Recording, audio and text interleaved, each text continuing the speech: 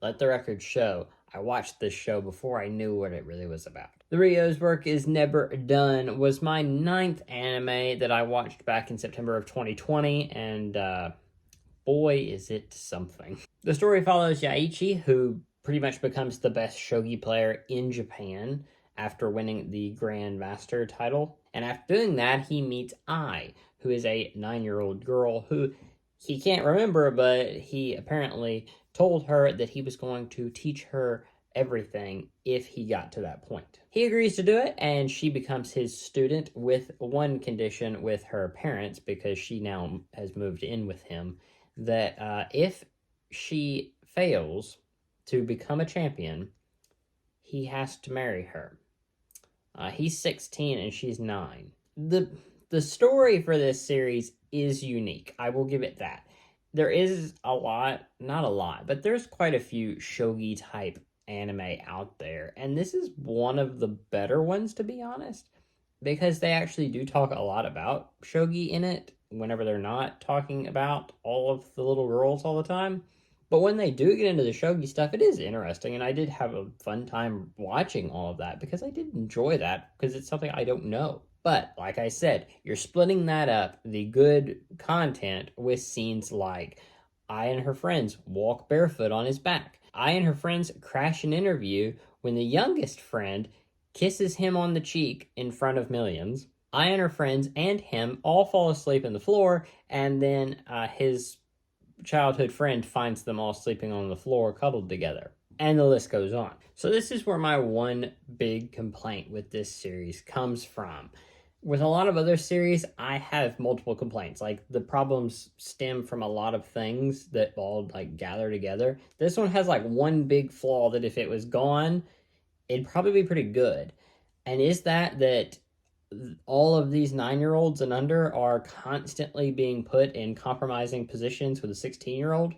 No, I'm pretty okay with that. The problem is that this series doesn't really know what it wants to be. Does it want to be a shogi series? Does it want to be an anime about 9-year-old girls being in compromising positions? It doesn't know. It tries to be both, and it just can't be. Like, it doesn't work. By trying to be both, it ends up just being this half-baked anime that never really exceeds at anything, but it does two things decently. So, like, I feel like we're missing out on something really good, or two really good things, by getting one decent thing. With some adjustments, could you have made something really good that had both of these? Maybe, but I feel like they did pretty good. Like, the comedy is really good. The jokes here, if this is your type of humor, are funny. It's a very specific type of comedy, so if this is not your type of anime, that if any of the, young humor type things, if that is not interest you, if you didn't like Euro Manga Sensei, you're definitely not going to like this, because you think Euro Manga Sensei is going to be like extreme. No, this is further than that. But if you like this comedy style, it's a good comedy. And the shogi scenes are really good. There is some drama to it that makes you kind of almost feel for these characters in a way that Euro Manga Sensei can't do. Like, I didn't care about any of the characters there, but I do care about the characters here. I did want to see them succeed whenever I don't in other anime. So this is, yeah, it's kind of on the edge of being this, like, not ecchi, but it's getting there.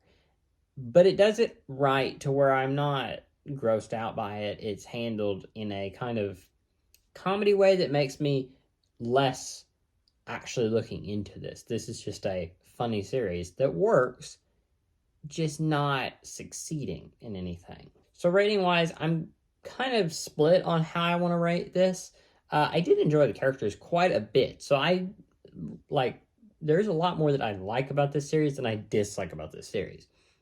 But there's nothing amazing about this series. There's nothing that I'm like, wow, I recommend this to you because of this amazing part. No, there's none of that here. It's great, funny laugh stuff. And yeah, there's tons of memes that have came out of this series, but there's nothing like amazing that I go out and tell people, hey, you need to watch this because it's a great story, or hey, it's a great comedy. It's just not here. So because of that, I'm going to put it right above Miss Vampire Who Lives in My Neighborhood, but that's about as high as I can get it, and they're very close. Those two are very close for many different reasons, like very different reasons, but they're very close because like both almost are the same because they both try to do something, but they don't go far enough with it. So this is like the disappointment tier, if that makes sense. As for merch, we do have a little Nindroid of Ai here, and she does have her little Shogi table as well as a Shogi piece here.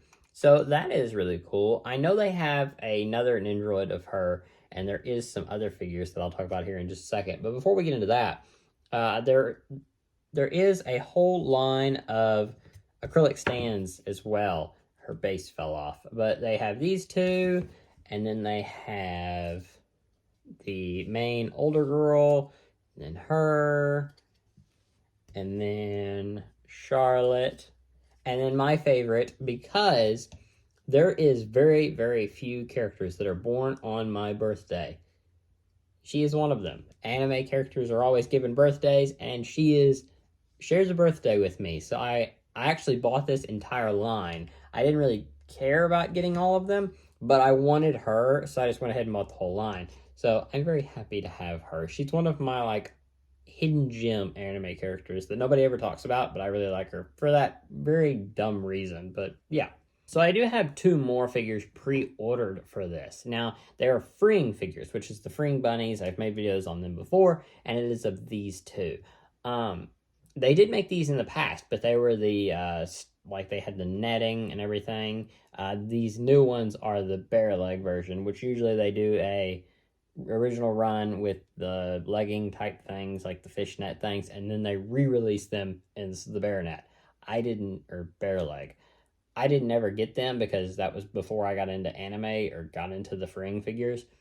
So I got the new kind. So that'll come out, and I'll make a video on that in a few months. So whenever those release, you'll see it. So up next is my 10th anime that I ever watched, and this one will be a very, very fun one, and I'll have a lot to say on it.